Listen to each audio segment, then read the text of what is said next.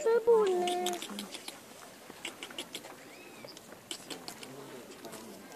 Dar eu mă uit de toate. Dar când? Păun! Nu mănâncă marca. Păun! Uite, are multe ouă. Unde-i gâliata? Tati, unde-i gâliata? Și eu vreau gâliata. E la Paul. Eu vreau gâliata, tati. Tati, unde stai? Aici. Nu mănâncă morții, mami. Nu. Nu. Dacă văd dacă mâncă porumb. Păi,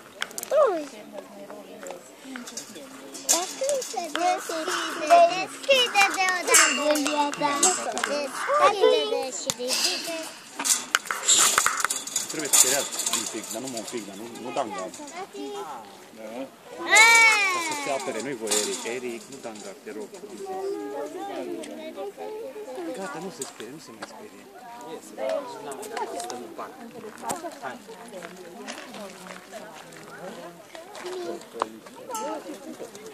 Nu, gata, hai să plecăm.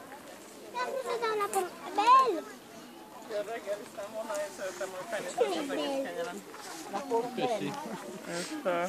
Fában nagyon.